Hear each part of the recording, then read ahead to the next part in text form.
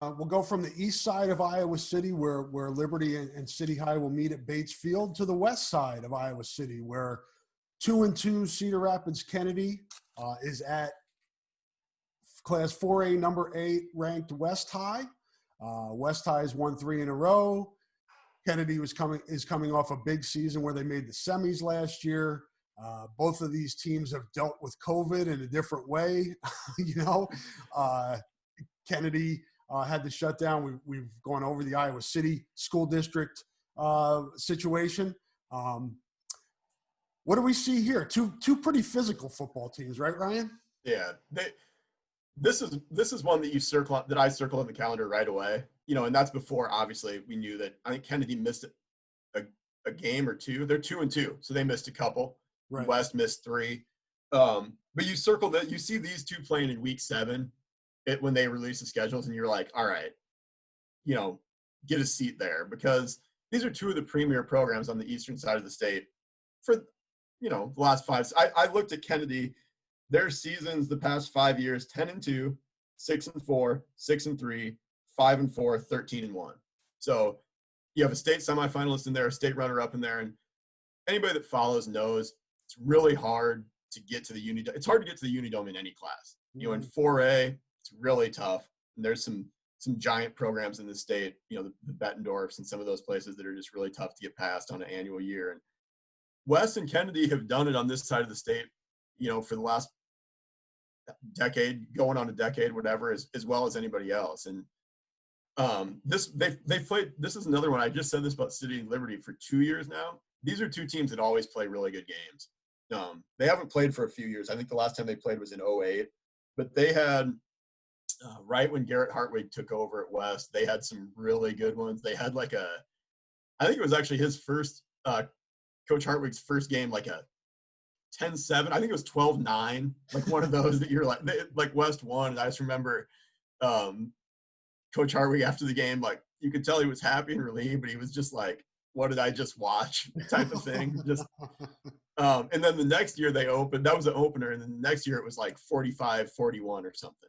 So they've just played really good games. But you hit the nail on the head. Kennedy, really well coached, really physical. One of the best linemen in the state. I'm sure you've watched some film on Connor Colby. He is really the best lineman in the state. I'll go out. We talk about proclamations on this show. I will tell you he is the best line. I mean, you don't get offered by Ohio State and Michigan unless you can play right. the game.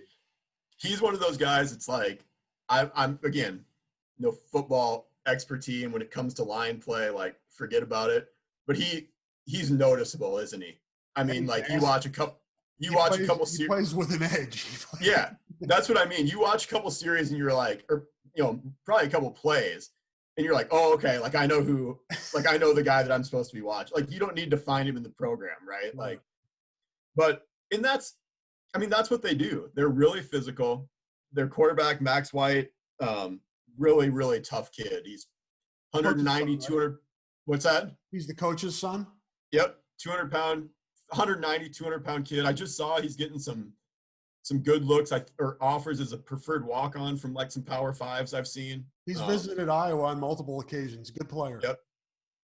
Good, and he's our quarterback. He's a leader, coach's kid, but he's a good runner. I mean, he's going to run, and I think he's rushed for, I have it here, 742 yards and 11 TDs. So we talked about it before. I'm going to talk about it probably on every single one of these games.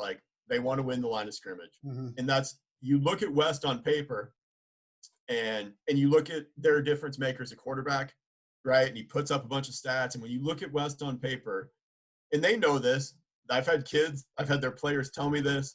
They're like, oh yeah, people are like, yeah, they're a 7-on-7 team and stuff. And Coach Hartwig's told me this multiple times. I think he told me this after the first game of the year, or maybe it was after the City High game. He's like, our line's going to be overlooked all year on both sides. And he's like, that is fine. But their strength and conditioning staff, coaches do a great job over there at West. They're always really strong. They have really good athletes on both lines. And it's easy for people like us. You do overlook it because we talk about a kid like Connor Colby, who is, and we should, he's that good.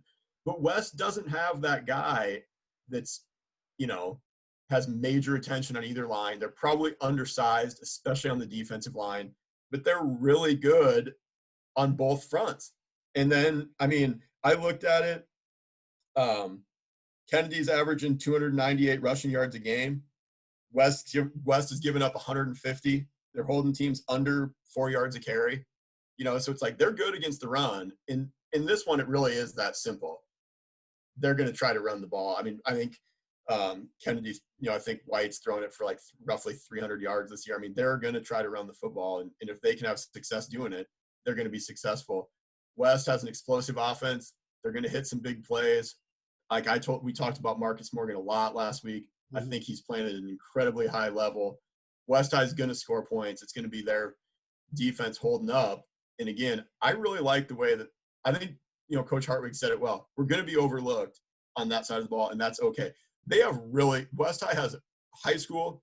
We're talking high school football here. Friday nights, what goes on between the lines. They have a really good set of linebackers. They really do. They have a really nice set of linebackers that kind of control some things for them. And I think West is going to be able to do enough slowing them down and making them one-dimensional, taking away any threat of a pass game to be successful here. But don't overthink this one. I guess if you're going to watch this, don't overthink it. Line of scrimmage. Can Kennedy run the football successfully, consistently enough to win? I mean, that's where I see this one coming down to. Yeah, and it seems like, Ryan, that is kind of game flow. If Kennedy's able to run the ball, control the clock, that keeps West High's explosive offense and Marcus Morgan off the field. Absolutely. Like they would, for them to win this, and I say this, watch, it'll be 63-56, Rob. But it's like they probably want to win this thing like, 21-14, right? I mean, if you're being realistic. They want to grind it down. We were just talking about it before, the yards per play versus the total yards. They want to limit possessions, keep West's offense off the field, and if they do give up big plays, answer that with a 14-play touchdown drive, and just really shorten that game, grind the clock. And they can do it too. Don't get me wrong. I mean, they're good enough to do it. They hang their hat on that. But that's going to be the thing for West is kind of, withstanding that a little bit and then letting their offense do its thing. But that's, like I said, if you're looking for a key, don't overthink it. It's the line of scrimmage, especially, when Kennedy has the ball. Because I think West High's offense is too good not to score points. It's just going to be, can you get them off the field on when West is on defense? Can you get them off the field? Can you avoid those real long, time-consuming touchdown drives?